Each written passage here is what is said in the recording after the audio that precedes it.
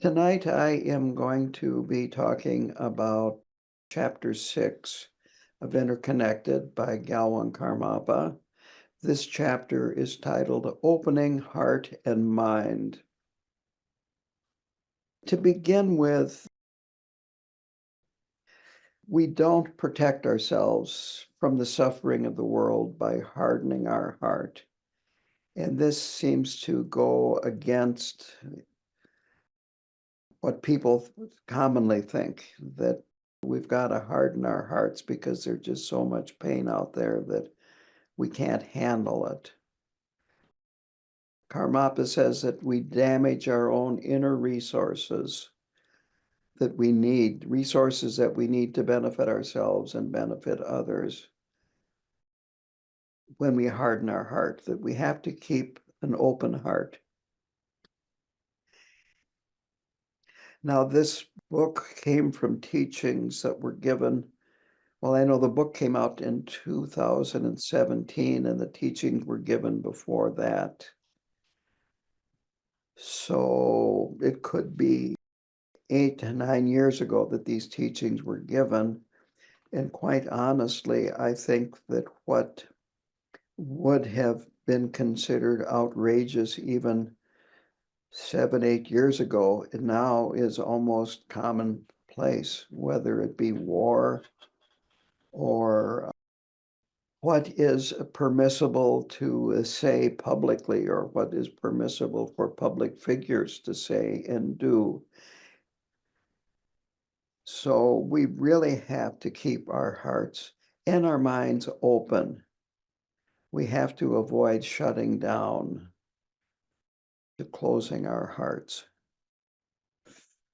I called up a woman who was married to a cousin of mine. He died, I'm going to say 6, 7 years ago. And I was close to my cousin, and as a result, I was close to his wife. She's a few years older than me, but it was the first time we had talked in a couple of years. And I was surprised at what she had to say. She is very conservative, and we did talk a little bit about politics. And she has daughters, and she has, of course, grandchildren. And the grandchildren are getting old enough where they are in college. I think some of them might even be out of college. But she was talking about one that was in college in California, and I can't even remember whether it was a man or a woman, but this person was totally uncomfortable in California with the way people were. And her grandmother, my cousin's wife, was totally in agreement that people are just outrageous in California and we have to have normal people. She didn't go into it too much, but it was everything from sexual identity to where you are on the liberal conservative spectrum and so forth. And finally, we got to be talking about Trump, and it was, well, yes, he's a terrible person, but we've got to vote for him because if we don't, the whole world is going down the tubes and da da da da da da. And well, I listened. I listened. I didn't argue with her. It was important to listen, to keep your mind open, but it can be hard. I won't go into too much more about the politics, but anyway, these are the times that we live in.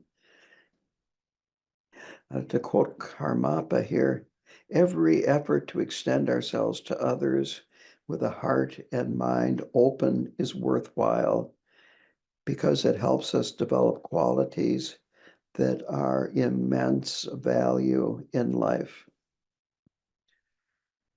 So the next section in this chapter is trust as a gift.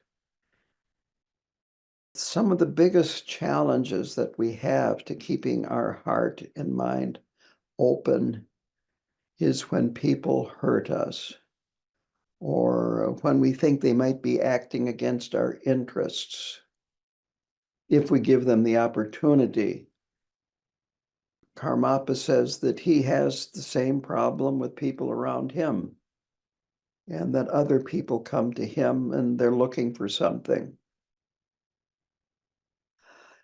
And people, religious, social, political concerns all get intermixed. And this is kind of like what I was just talking about. Khenpo Karthar Rinpoche once said, if you have two people, you've got politics. And this is normal, that we are all in relationships of mutual interdependence, and we are confused beings, and the people around us frequently, at least to our viewpoint, are more confused than even we are. And political interests, partisan thinking, competitive behavior, all of this gets intermixed and intermingled. So the Karmapa says that part of his training is to extend himself unconditionally to other people without holding back at all. And on the other hand, people will warn him not to be so trusting, that he could be hurt. Other people might have bad intentions towards him. He says that people do talk behind his back and they have hidden agendas and try to use him for self-interest. But he says that there's just no point in getting angry. There's no point in feeling bitter. There's no point in bearing a grudge, feeling betrayed, that he is committed to benefiting others regardless. He advises, don't confront other people. Try to help them. You might not be able to meet their expectations or to please them, but at least avoid confronting them, or especially avoid trying to harm them, developing ill will. He says that he offers the gift of unconditional trust. And unconditional means no expectations. There's no exchange. He says he does this out of the goodness of my heart.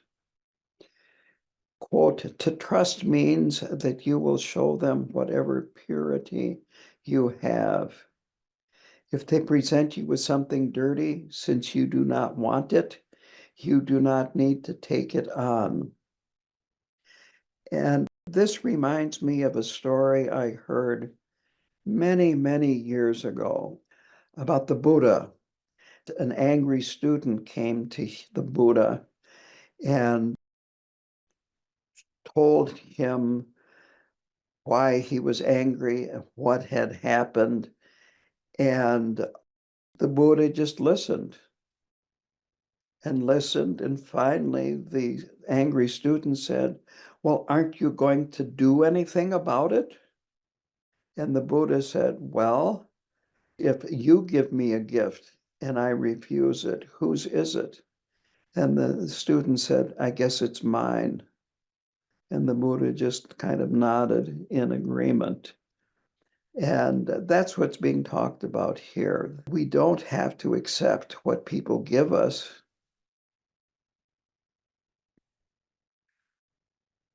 Quote, to protect oneself means to protect one's own pure nature. This is the most important protection we can give ourselves. Protecting ourselves this way also protects others.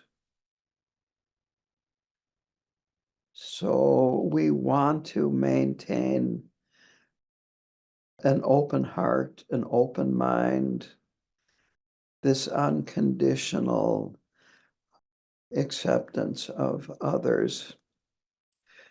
And with this understanding of interdependence and patience, this sense of opposition between self and others, it begins to soften. The next section is titled Cultivating Radical Openness. So this means nurturing, carefully nurturing, and gradually developing our qualities. We have to be aware of our capacity and our capabilities so that we don't, you might say, push ourselves too far. On the other hand, we do have to push ourselves somewhat. We have to avoid the trap of looking for excuses for doing nothing about the suffering of others. The world is full of suffering. Just in the United States, the homelessness is a huge problem. Abused women, poverty, the marginalized. Then there's animal welfare. There's a tremendous amount of abuse of animals just in the United States. And if you look internationally, and we can, thanks to the internet and 24/7 news, we've got a tremendous amount of suffering that is available to us anytime we want to get on the internet. So the point being is that we have to be careful about how much of this we let in, how much we can handle, and on the other hand, avoid making excuses, avoid ignoring it, and so forth, that we have to have a good understanding of our own ability to work with this and not become overwhelmed. Patience is a very important aspect of this. Being patient with our own ability to nurture ourselves and develop and progress. But on the other hand, again, as was brought up, to avoid making excuses and saying, no, I can't do that. I remember very early on in my relationship, student-teacher relationship with Khenpo Karthar Rinpoche, his translator, Chujur, once told me that it is the duty of the Lama to push you more than you would push yourself. That's an important thing to remember. It's good to push yourself maybe more than you would normally. But again, pushing yourself with wisdom. Again, the wife of my cousin, he died of brain cancer, and she was saying that for 1 year, it was hell taking care of him. He went through hell, and it was extremely difficult for her too, but she did it. She felt good about having done it, but it was extremely difficult to watch him go through this. Interestingly enough, he was a doctor. Anyway, the point is, we can make difficulties that we have and blow them up out of proportion. And we need to see them with perspective and realize that many of the things that we have difficulty with are not as difficult as they might appear to us. I have been going to a lot of doctors the past 2 years, and whenever I'm in a waiting room, there are people there that obviously have much more health issues than I have. And it's a good reminder that there are plenty of other people in the world that are suffering much more than we are for whatever reason that we're suffering from.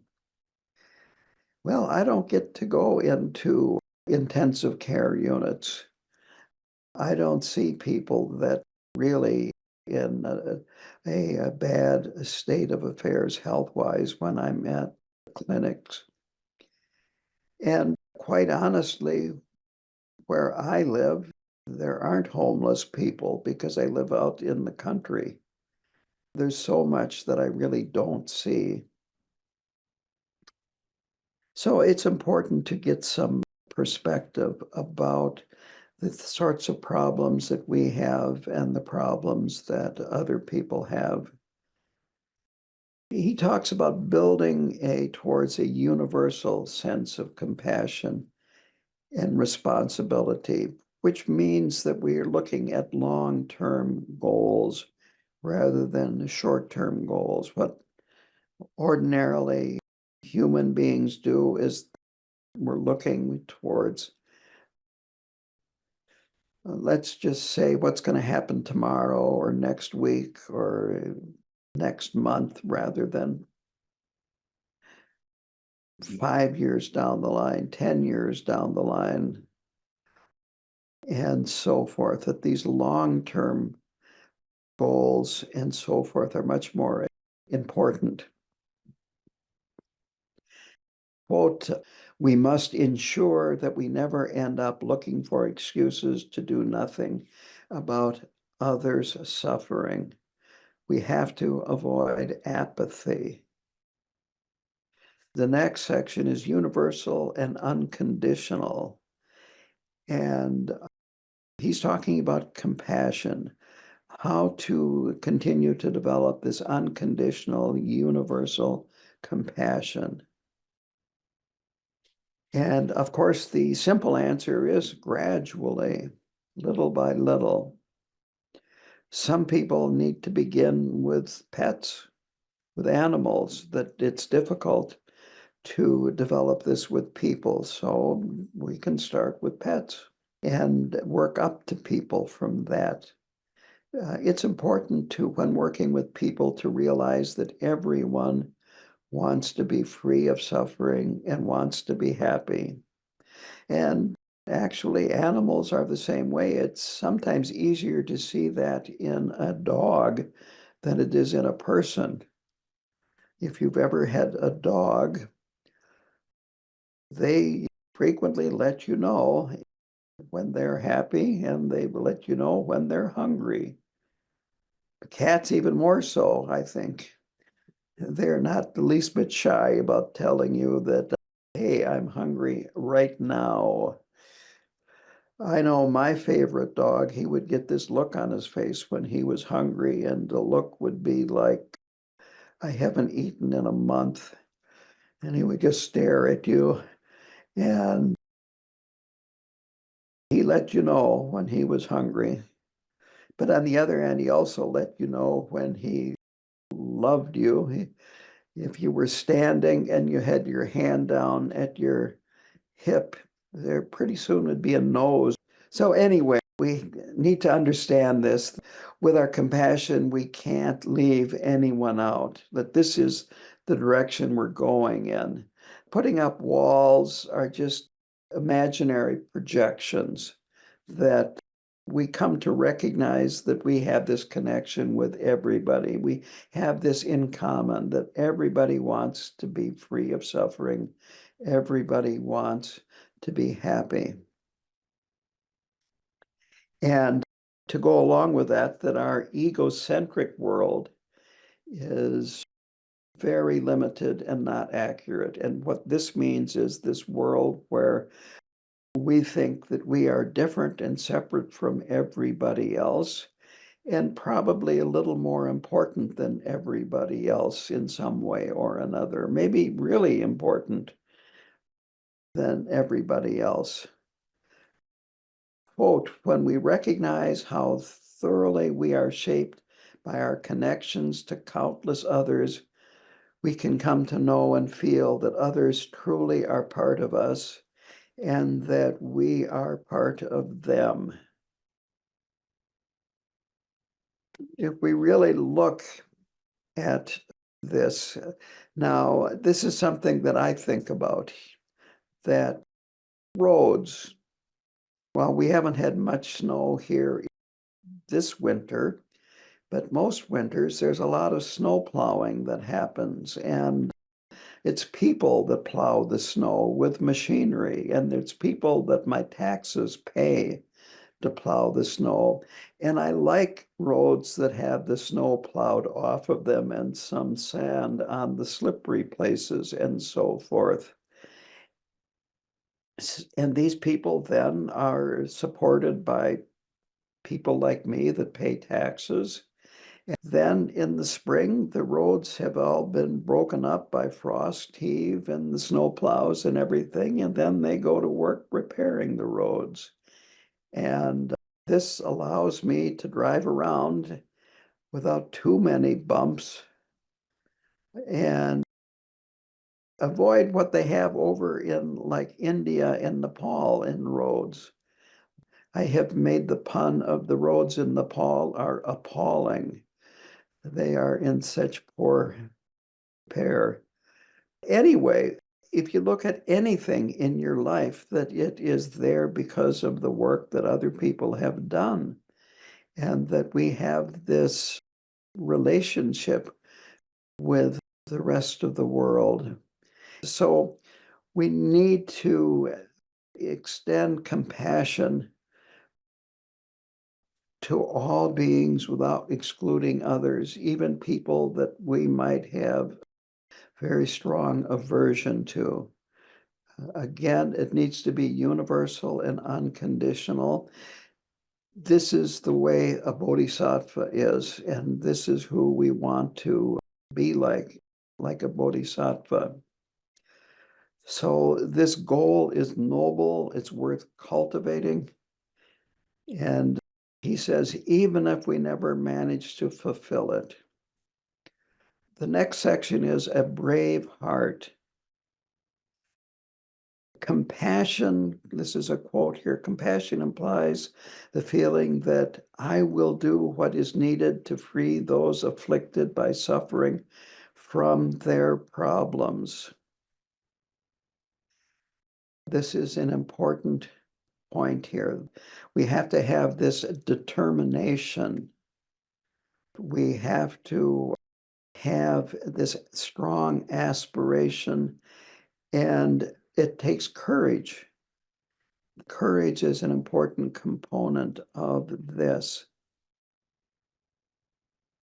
He says, even if there's nothing that can be done to solve the problem, don't give up. At least have an aspiration to be able to do something in the future. That is a very important point. So courage here is an act of having an open heart. That is the key to courage, is keeping your heart open. The next section is facing our fears. So a common response to fear is to forget about compassion. There is a way to prepare ourselves for facing fear and yet going beyond the fear to avoid shutting down. So it's really quite simple. He talks about thinking about, or perhaps even visualizing experiences that we might face that would generate fear, but facing them without fear in our imagination. This reminds me a lot of visualizations in Vajrayana Buddhism. So he says here, imagine that you're a farmer in India and there is a tiger in your area and you want to try to catch it to save it from being killed. And another one, this was actually a true story. Karmapa says that there was a conservationist in, I believe it was Central America, and he was studying jaguars, and there he met a jaguar in the wild, and he sits down instead of trying to get away, and the animal sits down too. They observe each other for a while, and then the cat gets up and leaves. And the conservationist was delighted. So you could imagine yourself in that kind of a situation.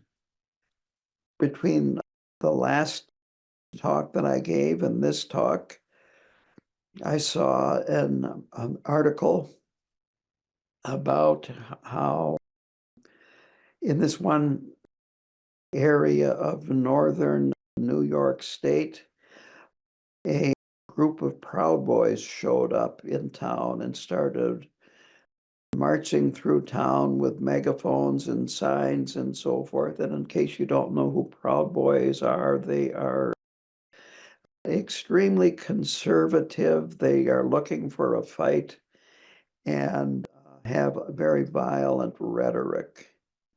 They were talking in this article about how the people of the town were reacting to this.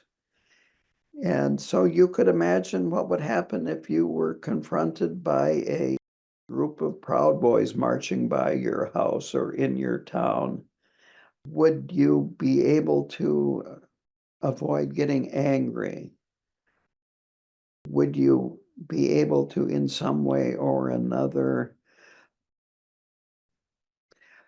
at least feel compassion for them, at least have the aspiration to help them at some point, even if you can't now? It's good for us to prepare ourselves for these kinds of situations because, we might find ourselves in a situation like that, even if it's just you are talking with somebody else and they come out with a very conservative or a very different, maybe liberal, maybe you're conservative and they come out with a very liberal viewpoint that you have a very difficult time understanding. So we need to understand that this is the situation we live in and to try to keep an open, compassionate mind. It is fear that keeps us from opening up to life, opening up to other people. So we need to learn how to work with our fears, and if we can use our imagination to help that open up, avoid shutting down when fear arises, then this is very beneficial. Karmapa talks about when he fled Tibet and the fear that he had. And he did have to face a lot of fear that there were Chinese soldiers and checkpoints and Chinese agents and so forth. It was a very difficult trip that he took getting out of Tibet. He says that it was worth it. And on the other hand, he's had a lot of difficulties since leaving Tibet, but that in the long run, it was more beneficial for him to have left Tibet.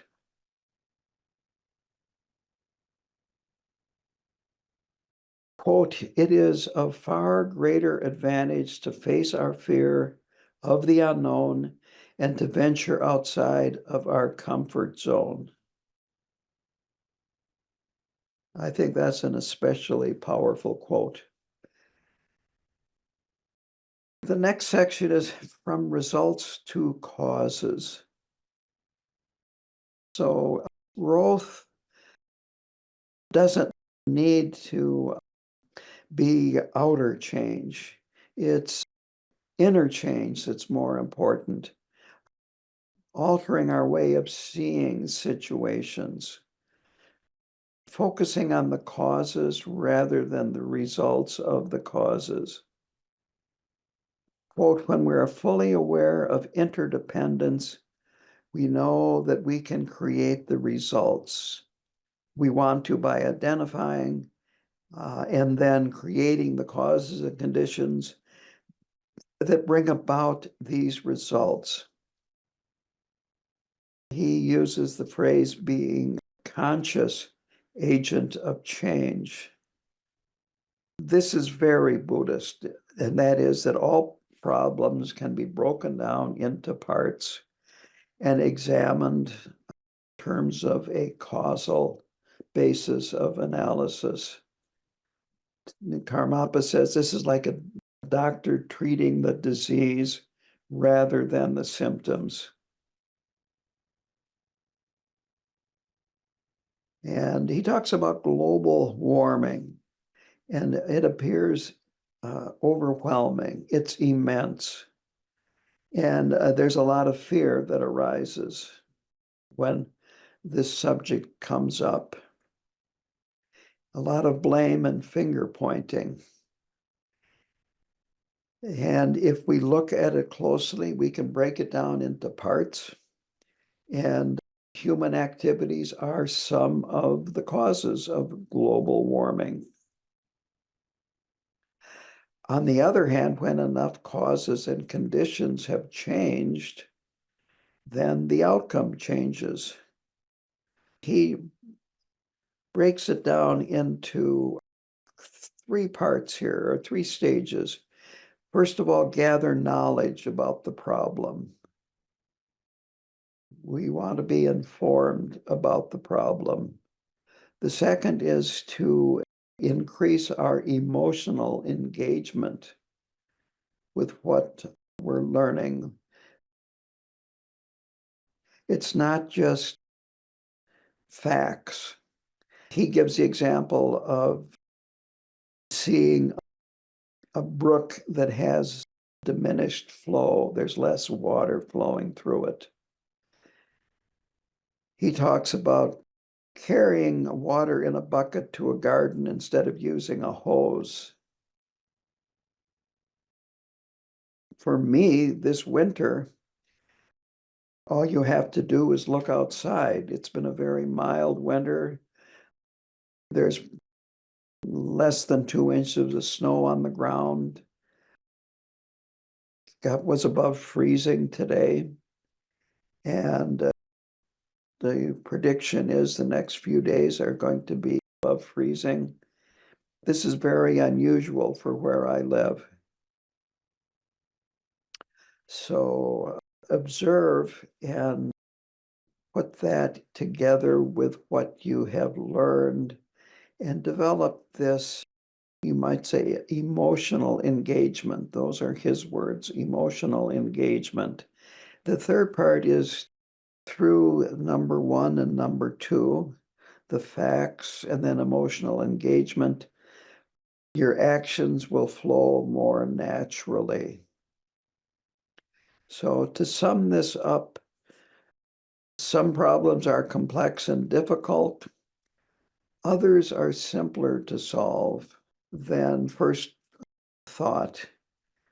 And keep our mind open, see things from different angles, and be alert to causes and conditions.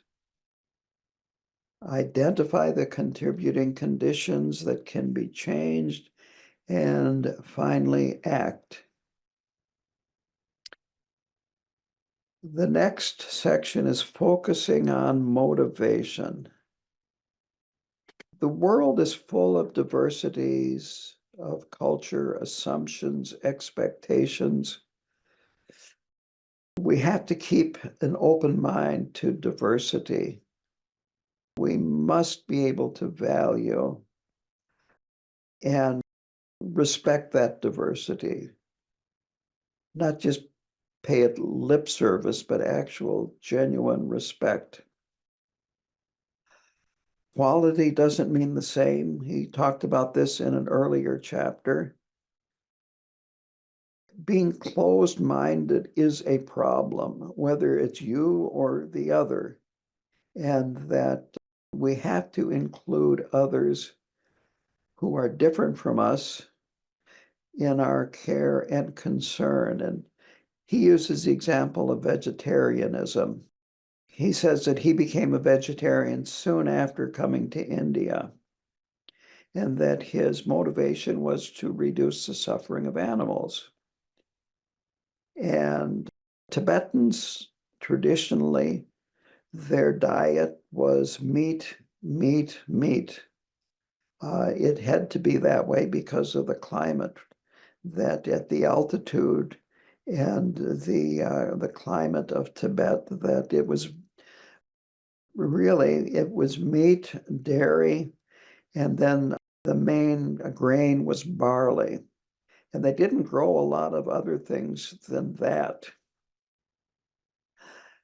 When I did my 3-year retreat, which was 1993 to 1996, Rinpoche spent a lot of time at the retreat center, and he would have breakfast, lunch, and dinner frequently with the men in the men's dining room.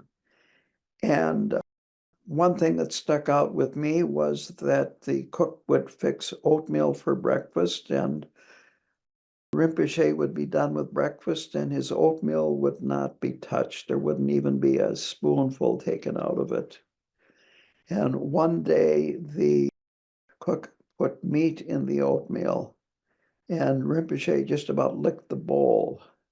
He really liked meat. At this time, of course, Karmapa was still living in Tibet. So when Karmapa started avoiding eating meat, then many of the Tibetans around him, including monks, continued to eat meat. It was part of their culture, their lifestyle. People sometimes would ask him about this. You're a vegetarian. How can you put up with other people eating meat that are close to you? And he felt that changing the person's outer behavior needs to come from an inner understanding and concern. And if you are a vegetarian, it should come from your heart, and it should be free of pride. It should be free of, well, I'm a vegetarian, therefore I'm a better person than you who eat meat. This obviously can be a problem. So we need to have this emotional connection to our motivation. We have to be careful about how we look on other people. He mentions that Hitler was a vegetarian. So I Googled that, and according to Wikipedia, he was a vegetarian during the entire Second World War. So if Hitler is a vegetarian, that being a vegetarian didn't really improve too much about his behavior. So we have to avoid feeling pride because I'm a vegetarian, I'm better than the people that eat meat. Our behavioral changes have to come from this emotional awareness, the effect of our actions on others. Again, here is the process, and this is similar to the process I talked about just a little while ago. We recognize the pain and the suffering that we cause. We have this desire to stop inflicting this pain on others.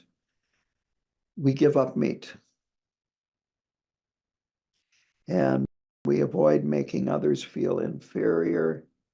We don't make a big deal of it. It's mostly extending ourselves to others fully in our heart, our mind, and our actions. And I will add to this, when I cannot remember the year, but at one point, Karmapa did come out publicly and say that his monks and nuns and monasteries and nunneries need to be vegetarian. He pretty much laid out the rule. And Rinpoche became a vegetarian at that point, Khenpo Karta Rinpoche. Once he heard it from the Karmapa, that the Karmapa wanted that, Rinpoche became a vegetarian. And I'm sure he did not eat any meat after that. The next section is a long-term view. Quote, generally, when we place so much emphasis on the physical, we miss or misread a great deal of what people actually hold in their hearts and minds. People are complex. We've talked about that already. The section titled A Backstage Pass talked about this in a previous chapter, that we need to keep an open mind to other people. We have enough difficulty understanding people from our own culture and background.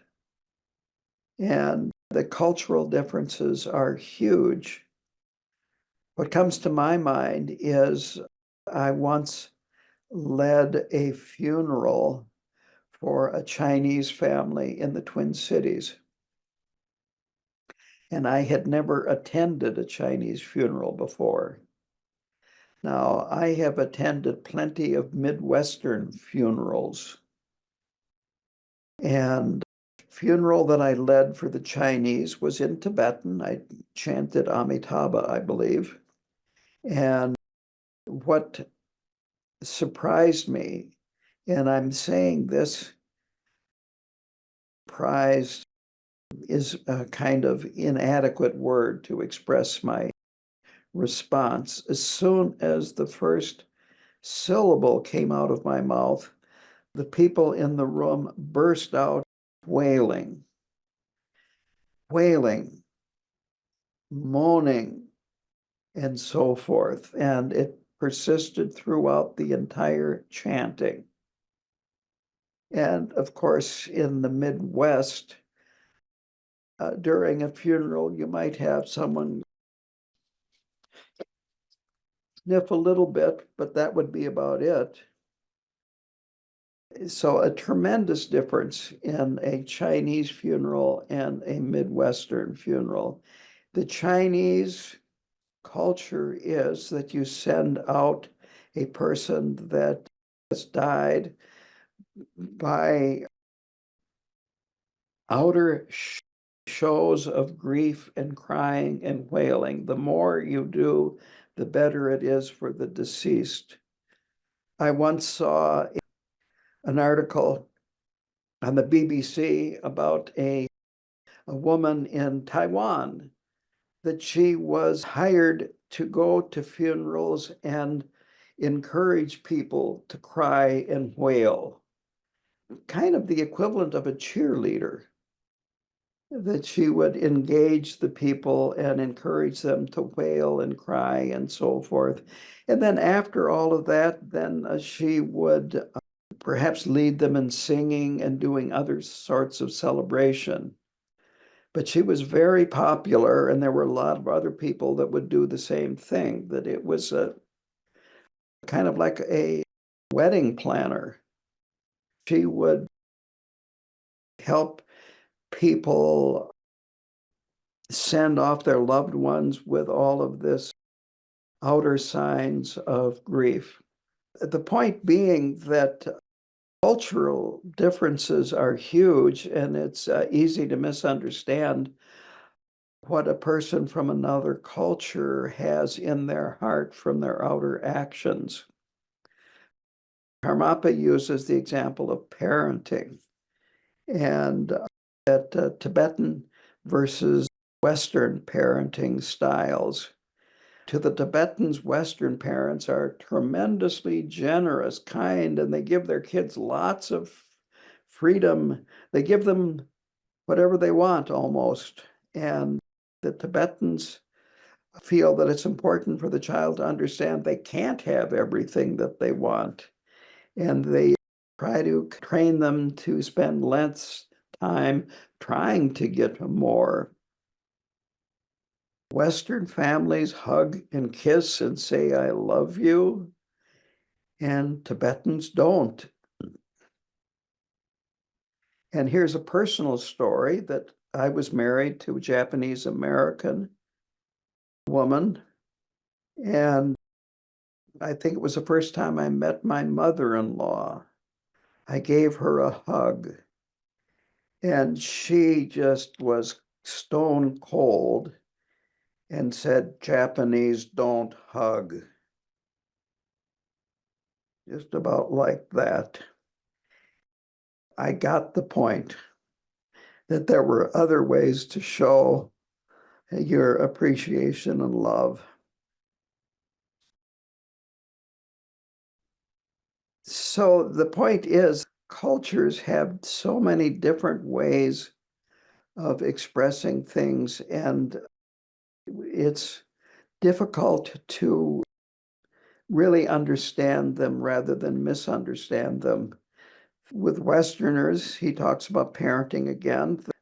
When children get older, they start questioning their parents' motivation. They might feel anger towards their parents. They might feel they weren't loved, and so forth. And with the Tibetans, the children have confidence that their parents love them and so forth. It wasn't spoken, it was that their care that they received from their parents was infused with love. We always have the possibility of discovering that things are different than we thought, and we need to stay open. We need to keep an open mind. That's my paraphrasing. I'm reminded of a bumper sticker that you probably have heard me talk about. This was in Eau Claire by the University of Wisconsin in Eau Claire, and probably a professor's car. And it said, the mind is like a parachute. It only works if it's open. So keep that in mind. We can harbor too many expectations about how people should treat us. And we fail to recognize that they have real concern for us and they feel in our hearts towards us, but that might not be expressed verbally or physically. This is due to cultural norms, individual personality, and so forth. Some people have rougher manners than other people.